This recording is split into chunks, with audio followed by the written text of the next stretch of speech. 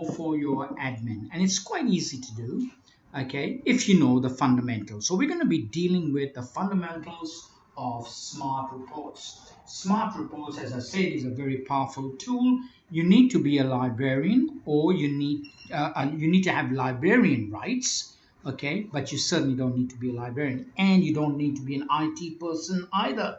It would help if you're an IT person, because then you can be really fancy. But we're not going to deal with the fancy. We're only going to deal with, you know what, I want an overdue report, but I want this information on it, or I want to email it to my parents, or to my students, or to my teachers. It's all those, basic everyday functions which shouldn't really be a job. A job for you should be easy to do. So to start with, you need to be able to be signed in. So you click the sign in button, and I'm going to log in with my login name and password. And when you log in, the first indication whether you have rights to run reports is going to be whether reports is in your menu.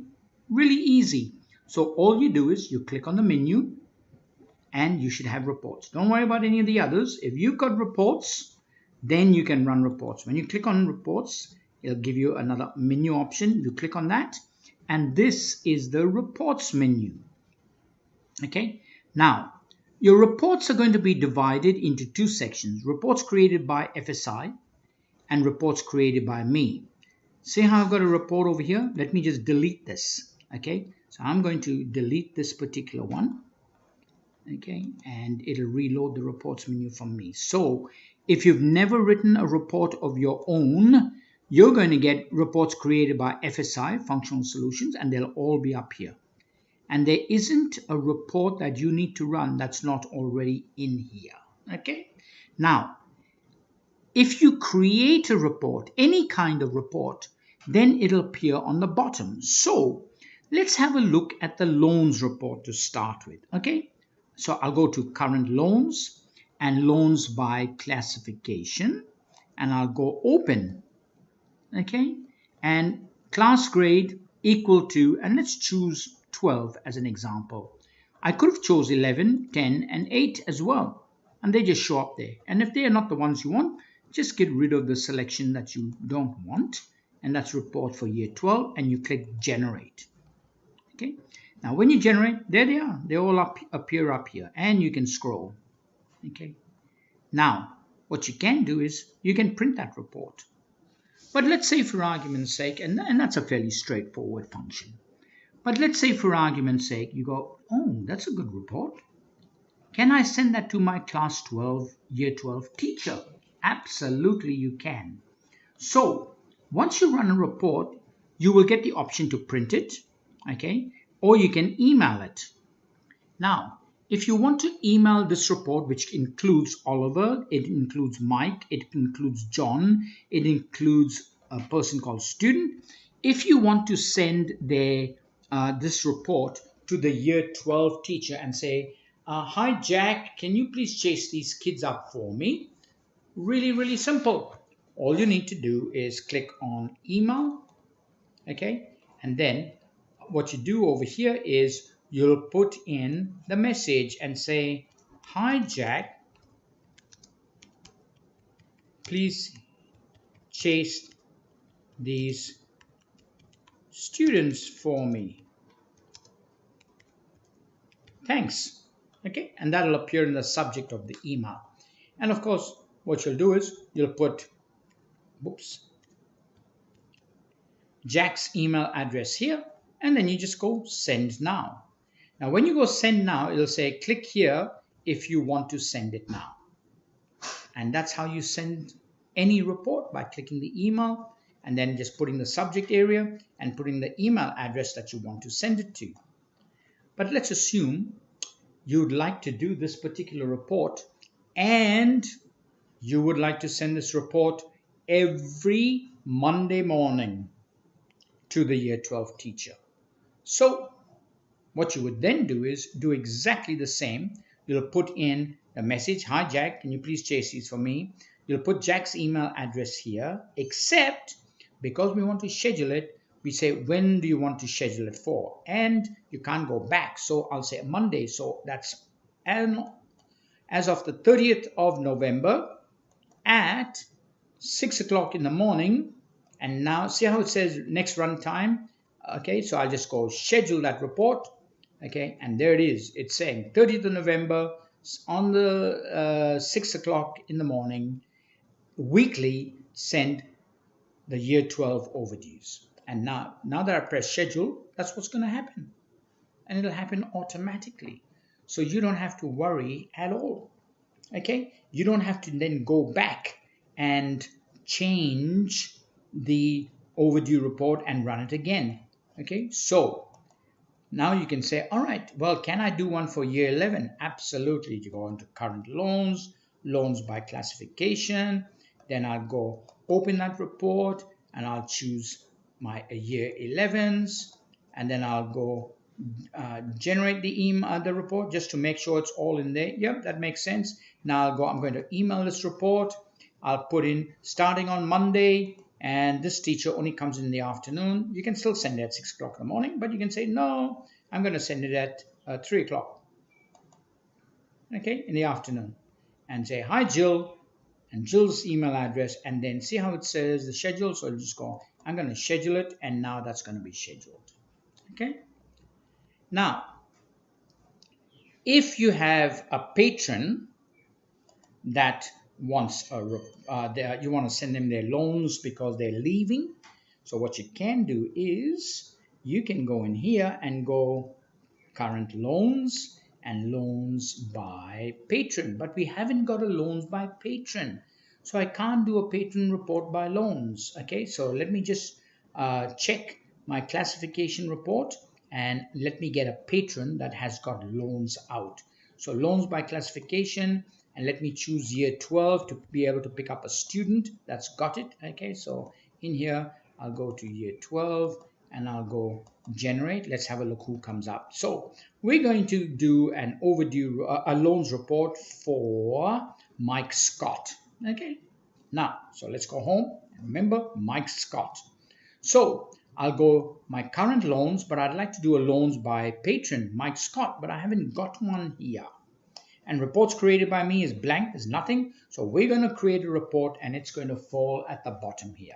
So you choose any one of these. You can choose any report to alter it and it'll not contaminate these. So let's go loans by classification and I'll go open. Okay, and there's my loans by classification. So, but I don't want class grade equal to class grade. I want Mike Scott. So I'll click here and I'll choose first name. So first name equal to, and I'll go, no, starts with. Okay, I could have put Mike in there or equal to, but I'm going to start with MIC.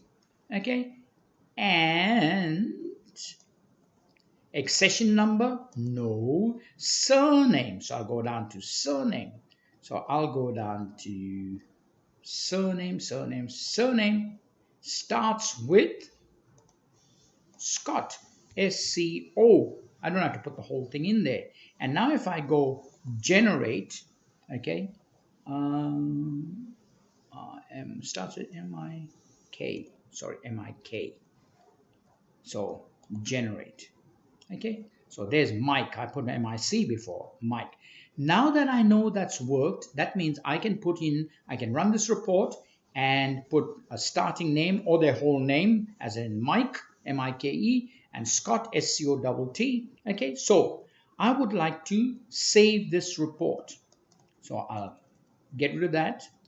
I'll get rid of this. Otherwise, if I save the report with MIC and SCOT, every time I run the report, that's what it's going to give me. But I don't want to. I want to run it with absolutely blank, and I can fill in the blanks. So now I can click on Configure, and it says loans by classification. I go, no, this is loans by patron. Patron first name and surname. Okay, and now I'm going to save it. So now let's go back to the home screen of the reports, and guess what? You've now created a new report called current loans. When I click on that, it says loans by patron, first name and surname. That's interesting. So I'll click on that and then go open. There's a report, Mike Scott, so I can change that. Okay, I didn't erase it, but it's there.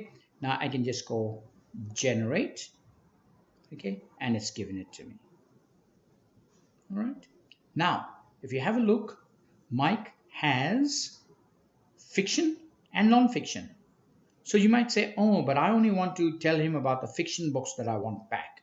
So that's fine. We'll add a new criteria to this report. Say, and accession number, no, call number.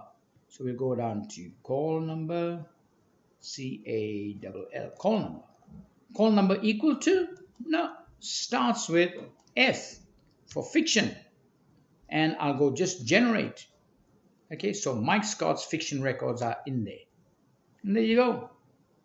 But if I save it, which I'm not going to, I can go to configuration and save it, then it'll save it as another record. Okay, and another report. So I can say, oh no, I just want everything with just starting with fiction. So I can go generate, and it'll give me all the loans of all the fiction books. There you go. All the different students and the one that have just fiction books. Simple as. So I'm using that same report, not filling in that information because I don't starts with anything and the surname starts with anything, but the call number must start with F for fiction. And there you go.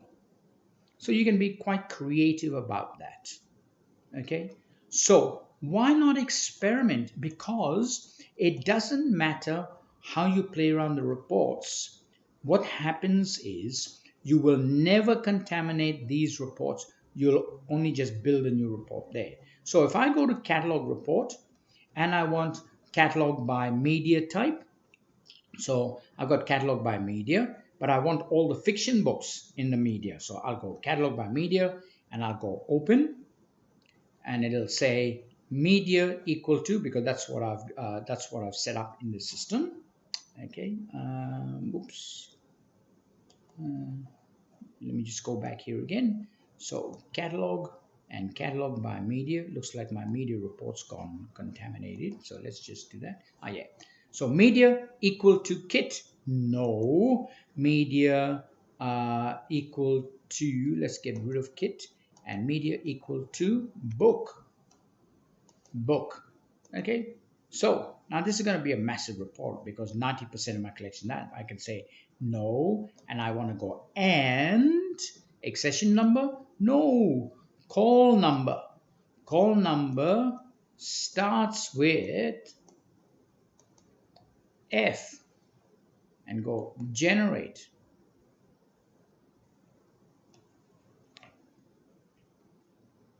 Okay. And that's how you generate a listing of all your fiction books. As easy as that. This is a very big report, but bear with me because we want to be able to now do some fancy stuff with this. Okay, so you can go ahead and you could have clicked that plus and you say with copy status equal to on loan or copy status equal to reserve. So you're getting all the books that are in fiction and that are on loan. You can do that. You can change that. Okay, so it's very, very easy. By clicking that plus, okay, it will always give you accession number because it's alphabetical. Click on the accession number and you'll have a field to choose from. Next to it is it equal to, is it starting with it, is it not equal to? So you don't even need to know Boolean. You can just go ahead and you can just run any kind of criteria you want out of the system. Okay, now the beauty of this is this report is probably going to be about 700 pages. Okay, and you don't have to worry that 700 pages are going to start spewing out of the printer and you're not going to be able to control it because volumes and reams of paper is going to come out. The reason for that is because it will only print the from here. Now if I go print, then it'll print. Okay, so you don't need to necessarily print it. You might just want to look at it. Okay, or you can say no, I'd like to export it as a PDF, and then I'll give that electronic document to my bursar or to my accountant. Okay, and that's a frozen copy when you do that for them. Okay, so you can then add to that, you can say, I want to run this report again and I want to go with title. So let's find title. So here we go. Title and free text now starts with, and the title starts with W. Okay. So now I can say and with location equal to this, and with sublocation equal to this, and with supplier equal to this. So you can go and do any kind of report you want, generate. This won't be that long because it's a pretty restricted lot of books. That's from W and goes down from there. Okay. Okay, now this report only has title, ISBN number, call number, and media type. Wouldn't it be great if it also had a location on there? So we're now going to alter this report. Remember, to alter any report, you just click on the configuration. Okay, so catalog by media with location. Okay, and now I'll go to the results data. That's not the data that's coming out on your report. This is the results of the data that comes out of the database that you can then choose which results to put onto the report. Okay, so this is what that results data is. And you got title, ISBN number, call number, media. And you go, oh, so you mean to say I cannot have location on the report? Absolutely. You can have anything you like on the report by clicking the plus. So when I click on the plus, it says accession number. Remember, alphabetical. So you'll choose from there and you'll go, the location. Where's the location? Ah, there it is, location. So now you've added location that's going to come out of the data. And if you want to add location to the report itself, this is only, you're telling the system, grab all these fields of information. That's all you're telling it. Just grab them. You're not telling it to put on the report. You're saying grab them. Now, if you want to put on a report, it's called a template. That's your report template. You click on that and you can see you've only got title, ISBN number, call number, media type. So now that is an A4 sheet. That's why we've got those dots there. You can go, let me reduce the size of that. The ISBN number field is never that big. The call number is definitely not that big. So that's that there. And I'm going to add another field. So I click on the field and it says author, alphabetical. No, I don't want author. I want location. Remember we added location to the result, location. All right. Now I can go back and I can extend that and I can extend the title. Whoops. I'll extend the title here. Okay. Now, when you change the template of a report, you got to check in the bottom if there's a save there. If there's no save at the bottom, then usually in the template there is a save. You click that save, that's saving the template, and then you must click the save down here. So you always have two saves. Okay. Now I'm going to go back home. Okay, and go okay. And there's my catalog report. Catalog report by media with location. Let's click it and go open. Media equal to book, call number starting with fiction, and title starting with W. So generate. And here we go. And remember, we put location on the report. And there's your locations.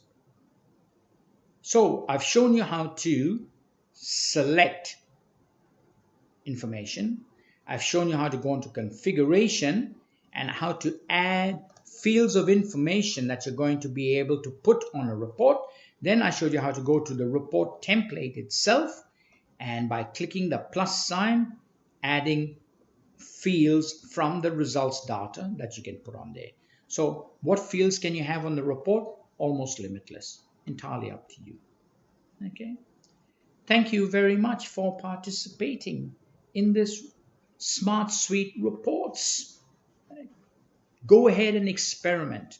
You cannot and will not ever destroy the industry standard reports here. And if you think, no, that's a useless report, I don't want that, just click on it and then go delete. Okay? And you go, but what if I accidentally delete a report from up here? Go ahead, click on that report, and you notice there's no delete. So you cannot contaminate accidentally, deliberately any of the reports created by FSI. Hope you enjoyed this session.